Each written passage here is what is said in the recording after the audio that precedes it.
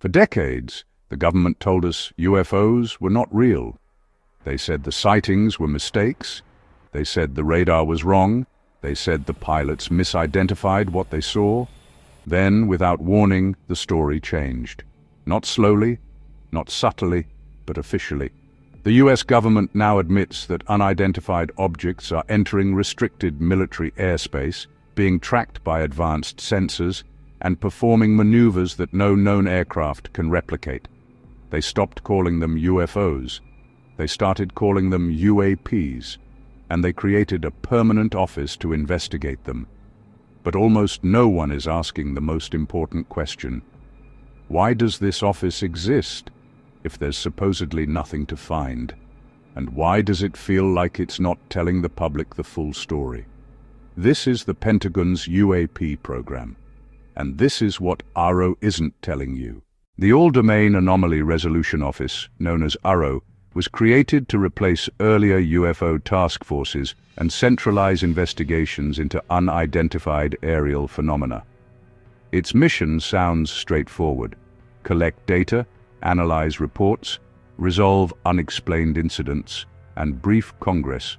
On the surface, this looks like transparency, but transparency depends on access, and AARO does not have unlimited access. AARO does not override every classified program. It does not automatically see data from all special access projects. And it does not control what private defense contractors are allowed to disclose. This matters more than most people realize, because if information exists outside AARO's authority, it never reaches the public. And AARO can still truthfully say it has no evidence. AARO investigates objects observed in the air, at sea, in space, and even underwater. That detail alone raises questions. Why include underwater domains unless something unusual has been detected there? The office receives reports from military pilots, radar operators, satellite systems, and intelligence agencies. These are not random sightings. They occur near restricted airspace, military training zones, sensitive installations, places where detection is strongest. AARO's public reports often state that many sightings are eventually explained as balloons, drones, atmospheric effects, or sensor issues. But buried in those same reports is a critical admission.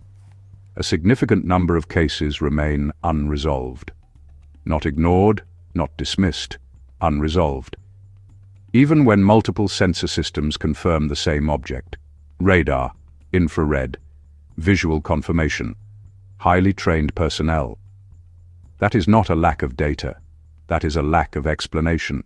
When asked about recovered materials, AARO avoids direct answers. When asked about legacy crash retrieval programs, AARO limits its scope. When asked about whistleblower allegations, AARO says it has no evidence. But it never says those things are false. It says they are outside its mandate. That distinction matters, because AARO can only report on what it is allowed to see, and what it is allowed to see may not be the full picture. Several whistleblowers have claimed that UAP-related programs exist outside of AARO's authority. Programs that date back decades. Programs buried under layers of classification. Programs moved into private industry to avoid oversight. Whether those claims are true or not, the government's response has been telling. There has been no full denial. Only careful wording, careful boundaries, careful silence. Language is one of the most important clues in this story. For years, officials avoided the word UFO. Then they avoided alien. Now they use terms like non-human intelligence. This is not accidental. It acknowledges something unknown without confirming anything specific. It lowers public expectations while keeping options open. It is the language of control, not clarity. AARO's reports are also heavily redacted. Locations are generalized. Timeframes are blurred. Sensor capabilities are removed. This prevents independent verification. It also ensures the government controls the narrative. Public congressional hearings have only deepened the mystery. Military pilots have testified under oath. They describe objects with no visible propulsion, no wings, no heat signatures, objects that accelerate instantly, hover, and disappear. AARO representatives admit they do not know what these objects are. Then they add something important. They say there is no evidence of extraterrestrial origin. That sounds reassuring. But it is not the same as saying the objects are not extraterrestrial. It only means proof has not been made public, or has not been shared. The timing of AARO's creation is also important. Why now? Why create a permanent office after decades of denial? Why normalize investigation into something that was once ridiculed? One explanation is national security. Another is technological competition. But neither fully explains the secrecy. If these objects belong to a foreign adversary, that would be politically useful. Fear unites people.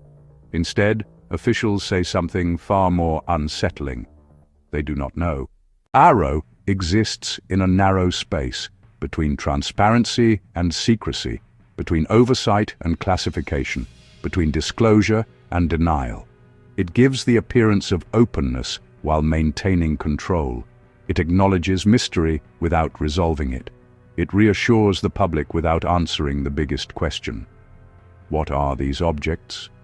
The uncomfortable truth may be this. AARO is not designed to reveal everything. It is designed to manage uncertainty, to slow disclosure, to prevent speculation from outrunning control, to buy time. Whether that time is being used to understand the phenomenon or to decide how much the public can handle is unknown. What is clear is that the story has changed. UFOs are no longer dismissed. They are tracked, studied, reported, and officially acknowledged as unexplained. AARO may be the most transparent UAP program in history, and yet it may also be the most carefully limited, because true disclosure does not happen all at once. It happens in layers. Language changes first, then acknowledgement, then investigation, then selective release.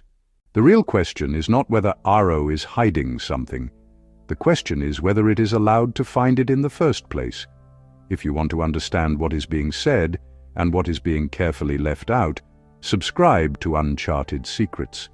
Because sometimes the truth is not classified. It is just compartmentalized.